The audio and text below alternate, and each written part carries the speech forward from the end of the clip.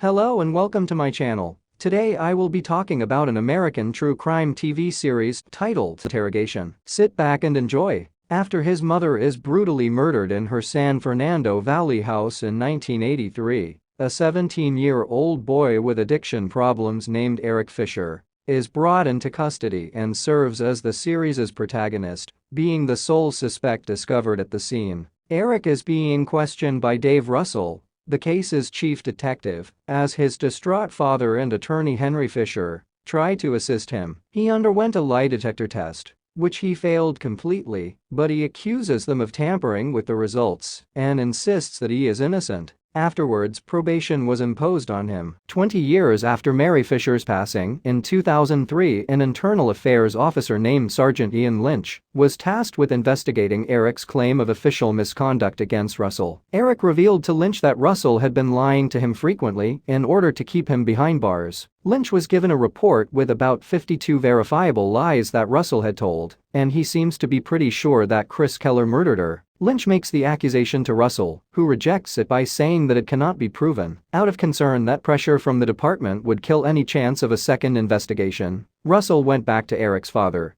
to get the investigative report he had earlier rejected. Eric uses the assistance of a troubled cellmate to find a spectacular piece of lost evidence in his legal files, but after carefully examining his papers, the cellmate appears to be sure that Eric killed her and tried to frame to Chris Keller. In the weeks leading up to Mary Fisher's murder, Eric meets Det. Russell for the first time to press charges against Kim Decker, a former girlfriend. He told Russell that she and her brother, Kelvins, a Marine officer, came upon him out of nowhere and showed him his broken ribs as proof. Russell suspects the truth is murkier than Eric reported. Eric later left the police station and joined Chris in the car, after assuring him he had left his name out in his report. As Russell investigated the complaint, he went over to Kim Decker's house, where she confirmed she did nothing of the sort, and that the only truth Eric told him was the fact that the two met each other at the rehab. Eric throws a party at his apartment complex with the help of his older friend and neighbor, Trey Carano, that quickly spins out of control. He loses the drug given to him and refuses to follow his mother, Mary, when she comes for him. She got home and changed their telephone voicemail so they could no longer receive messages for Eric. Just a day before the murder of Mary, she heard the doorbell ring and went to open the door, only to see Chris standing at the doorway.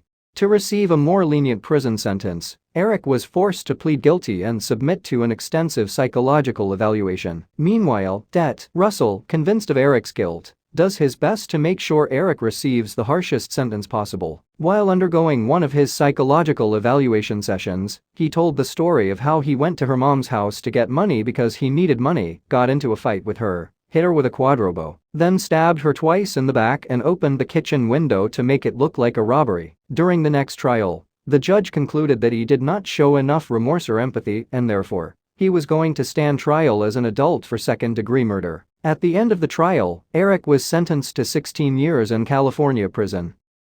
Eric's friend from rehab, Chris Keller, was captured for breaking into an elderly woman's house in New Mexico. Eric's dad went to the juvenile to check up on him. He was made to wait for hours until a worker secretly told him Eric has been transferred from the juvenile facility to county jail, where dangerous adult inmates await him. Russell traveled to New Mexico to interrogate Chris Keller. Everything Keller said seems to bring new information to light that may help Eric's defense, and as well as implicate himself more. Eric, on the other hand, was taking another prisoner, Manning, in the next cell through a hole, telling him he's just 17 years old. Eric passed him his documents through the hole so he can confirm for himself, and he promised to get him out of there. An officer later came for Eric to take him back, and he thanks Manning for his help. Manning later meet up with Russell. As riots erupt after the Rodney King verdicts, Henry Fisher is told by his doctor that he has little time left to live due to his health condition. Eric, entangled in a deadly prison feud, was asked to leave a prison door unlocked on a movie night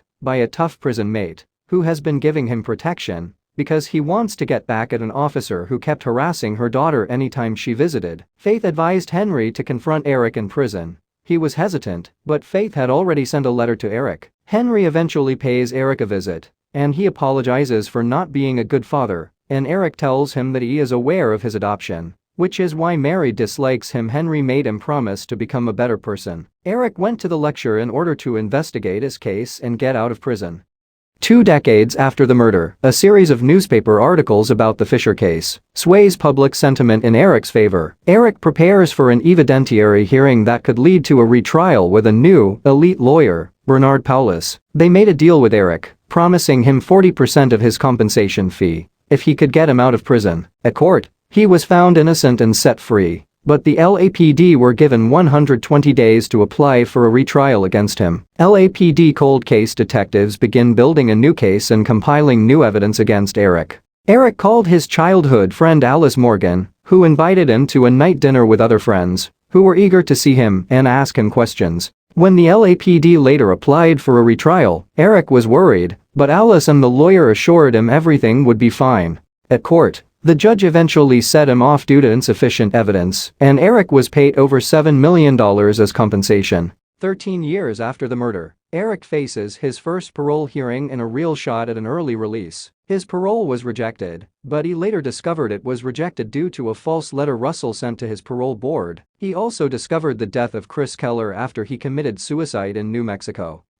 Russell is determined to keep Eric where he thinks he belongs, behind bars. In a last-ditch attempt to prove his innocence, Eric hires private investigator Charlie Shannon. He told Shannon about the false letter sent by Russell, which he considered an act of felony. Eric then sent a letter to LAPD Internal Affairs. Private investigator Charlie Shannon, with the help of his wife, travels to Mexico to track down Amy Harlow, an old friend of Eric's, who may be his last chance at getting out of prison. Behind bars, Eric learns that another inmate, Benny, plans on killing him. Amy was reluctant to speak with them because she was scared, but she eventually did. He told Shannon about Chris Keller and Trey going to Mary Fisher's house a day before the murder, when she thought she was not around, but they ended up running out of there in panic, and the next thing she heard was about the death of Mary. Shannon gave a copy of Amy's testimony to the LAPD agent on Eric's case, but he was forced off the case. He then went ahead to meet with high-ranking reporters. Meanwhile, Benny tried to kill Eric in the prison, and a fight ensued, which led to Benny being shot in the head after he tried to kill a guard too. The two reporters, along with Shannon, visit Eric in prison to get his story.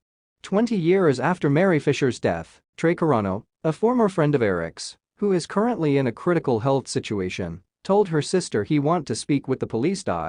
She was surprised because he knows how much he hates them. Internal Affairs Sergeant Lynch and Detective Chen fly to Texas to interview him. Trey, who shares his account of Eric's whereabouts in the days and hours leading up to the murder. He told them everything Amy had said was all lie. He said Eric was involved with a drug dealer, Ken Romer, who he owes money. He was unto him and wanted to kill him, but Eric begged him, claiming to get him the money within few because his parents are rich and he could easily get it from them. Trey told him later that he made a mistake of telling Romer about his parent and that he will surely rob his parent and might get then killed in the process. The only way to avoid this was to plan this together and rob the house when they were not at home, so they won't get caught. They discussed the plan with Romer and they fixed the day for the operation, Thursday. On the day of the operation, Eric refused to go with them because Trey was missing and did not want to go without him. Romer drugged Eric and left with Chris. At the house, Chris enters the house through the window just as Mary arrived. She met Chris inside and threatened to call the police on him. Chris then opened the door for Romer and the others to enter, which led to the robbery and death of Mary. After Eric was eventually released, Trey Carano died of AIDS 10 days after his interview with the police. Chris' mother revealed he has always suspected Chris was involved in the murder. Sergeant Lynch was promoted to lieutenant. Eric dropped all charges against Russell and got married to Alice Morgan on the anniversary of the day he got out of prison, with Charlie Shannon as his best man.